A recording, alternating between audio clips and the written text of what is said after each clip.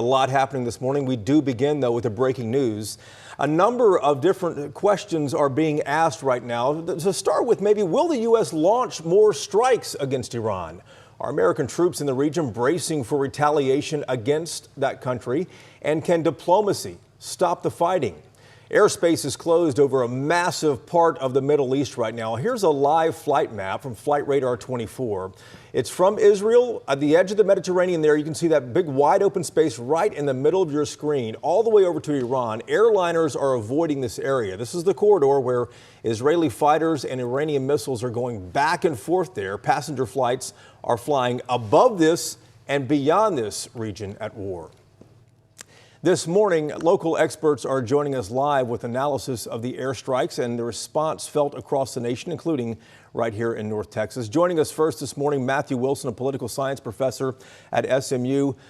Matthew, good to see you here this morning. Let's start with the politics of this, since you and I discuss that quite often. Politically, just to do this, President Trump faced a lot of pushback from fellow Republicans, many of them saying, listen, this is not our war to get involved with. But at the end of the day here, we just heard in the last hour that this turned out quite successfully by the Pentagon here. So does this help or hurt the president right now? Well, it seems like so far so good from an operational standpoint. That certainly the operation appears to have been a military success. That will certainly help President Trump.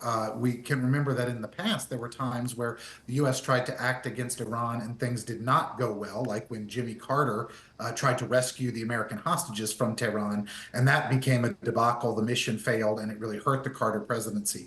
This is quite the opposite. This appears to have been a successful operation. Now, we need to see where things go from here, but I think at least in the early going, there will be general American support for what President Trump decided to do here. And in the 45 years since President Carter got involved there, every president since has said, listen, we're going to be hands off over there and just kind of let Iran, run things. I'm curious, do you expect the U.S. to strike anything else? And secondly, it doesn't seem like Iran really has the capability at this point to retaliate.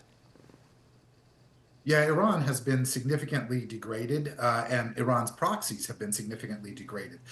Iran's modus operandi for a long time has been to use Hezbollah, to use Hamas as a cat's paw. That is, they do Iran's bidding, or some of their proxy militias in Syria, in Iraq, do Iran's bidding. But really, at this point, the only allied force in the region that still appears to have some capacity are the Houthis in Yemen, and they could create some problems for shipping in the Red Sea. But beyond that, Iran's weakness has really been exposed. I mean, they have been hammered by Israel. They've been hammered by the United States. And so I think that puts the Iranian leadership in a real bind. I mean, domestically, they have to be perceived to take some sort of retaliatory measure in light of these strikes. But their ability to do so is quite limited, and whatever they do will only invite further U.S. action. So I think the Iranians are really in a difficult strategic box here. And at the end of the day here, Matthew, last question for you. Considering what we have watched here in the last 24 hours, less than that, what will you be watching for to happen next? I'll be looking to see whether it looks like this can be the end of it in terms of U.S. involvement. That clearly is what President Trump hopes. That's what he signaled in his remarks last night, that he wants this to be a one and done, and that this takeout of Iran's nuclear facilities would end active hostilities between the United States and Iran.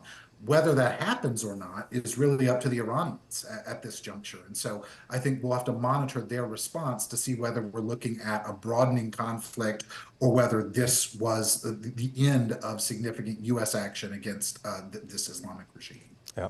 Matthew Wilson, Associate Professor at SMU. We always appreciate your insight. Thanks for getting up with us. Oh, no problem. Thanks for having me. Adriana. Thanks, Jason. Well, right now, Texas lawmakers are sharing their own opinions on the president's decision. Overnight, Texas Governor Greg Abbott sharing his support for the strikes, saying Texas is elevating the readiness of our Texas DPS troopers and National Guard, and that there is no need to worry. We want to keep it that way. Meanwhile, Congresswoman Jasmine Crockett, a Democrat from Dallas, noting the strikes happened without congressional approval. She posted, quote, "Here is yet another reminder that the Constitution is not optional. Congress must authorize military force before any president, including Trump, launches a strike. The U.S. getting involved in the conflict between Israel and Iran could mean big changes for your wallet. Oil prices are already up 10%, and that could mean you'll pay more for gas and other goods soon. We'll get our first look at how this is hitting Wall Street and your 401k when stock futures open at 5 p.m. today.